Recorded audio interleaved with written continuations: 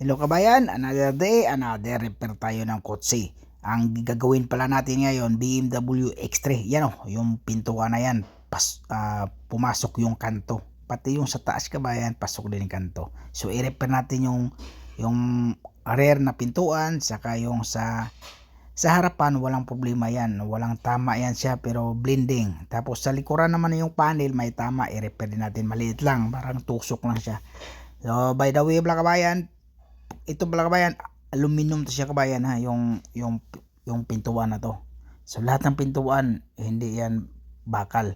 So aluminum. So ang ginawa ko, pinalo-palo ko lang, hindi ko na-video, basta pinalo-palo ko lang ng martelyo.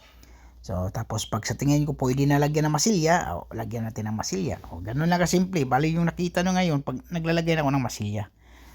Pagkatapos nung palo-palo, so lilihain natin. Ganun talaga kabayan, liha. Masin ang ginamit natin ng pagliha na yan. Yan, ang importante lang naman kabayan dyan, yung kabayan, yung linya, yung kantuhan na yung kabayan, may kanto kasi, tapos buhay na buhay yung kanto na yan, sa baba, sa taas. Yan yun ang una ko ni-repair, yung panel na yon. Yan important, yung mga gas-gas na yung kabayan sa pintuan, walang problema, lilihain na natin ang ET yun, ET 120, walang kuha siya, hindi siya lumubog. Yan, tapos sabay liha ng masin. Yan.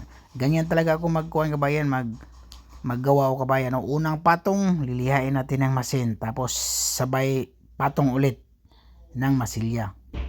Ganun lang kasimple. Tapos yung running board niya kabayan, bago pala yan sa kabayan. Walang problema pala yan pag masugat kasi bago yan. Aksidente din yan yung sa gilid. Ganun lang. Tapos yun, lilihain natin yung masilya, tapos i-manual natin, tapos titingnan natin kung magpahid pa tayo ulit. Pero yung gamit natin kabayan, ET pa rin. Gumamit ako ng ET na kabayan na pangliha na manual yan. ET yung ginamit ko yan. Kasi yun nga, magpapatong pa tayo ulit ng masilya. Saka natin buhayin yung kuha na yan. Kasi gumamit tayo ng tip kabayan para mabuhay natin yung linya. Ewan na na-video ko ata dyan. Na-video ko ba? Hindi. Basta gumamit ako ng tip. Tapos para makita natin yung linya. Yan kabayan. Bali final na yan siya kabayan. Bali 2 patong pa rin ako ng masilya dyan kabayan ha.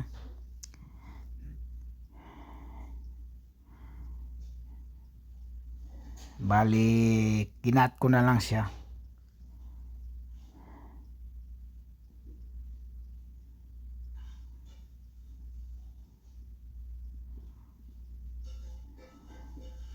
Yan, okay na yan siya kabayan So yan ang unang repair natin. Pangalawa, yung kanto, titingnan natin yung kanto na yan, yung linya, kung pantay ba, baka kumurba.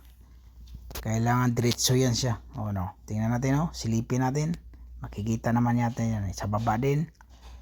Yan So okay yan siya kabayan, walang problema, maganda pagka-repair. Ganun lang siya kabayan, ganun lang ka-easy. Tapos paano tanggalin natin yung handle na yan? Yan yan ang importante. So handle naman tayo. Paano tanggalin yung handle? Yung side mirror yan. May bago pala yung side mirror niya kabayan ha. Basag din yun yung plastic na yon. Paano tanggalin? So dalawa yung bolt na yan. So dalawang bolt sa handle. Mayroon sa medyo lock niya. Tapos unahin natin yung handle. Pagkatapos pag matanggal yung handle, yung medyo lock niya kabayan, tatanggalin din natin yun. Dalawang bolt yan, basta BMW. Yun lang, BMW X3. Yung iba hindi naman dalawa yan lang ata yung dalawa. Yung iba hindi. Tapos maraming bolt pala yan sa panel niya, door panel sa baba, daming bolt dyan siya. Titingnan lang natin kung medyo sa paghila mo medyo matibay. So tingnan mo ulit kung mayroon pang naiwan na bolt, baka masira.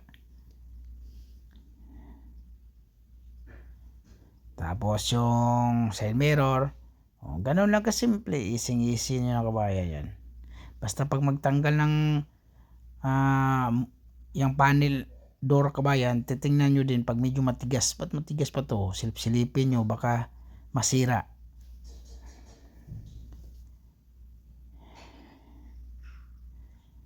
Ganun lang oh. Tapos yung kuha naman niya, yung trim seal niya, yung belt, saglit lang tanggalin yan kasi hila-hilain mo lang oh. Hindi ko na lang binaba nga yung glass oh.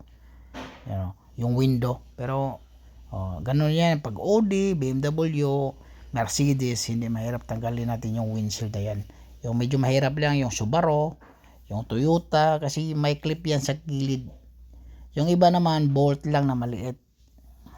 Pag matanggal na yung bolt, okay na yon. Ayan kabayan oh. Perfect yung pagkatrabaho natin. Okay.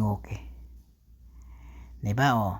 Diba yung pintura oh, yung linya, importante talaga yung linya sa baba sa taas. Importante yon.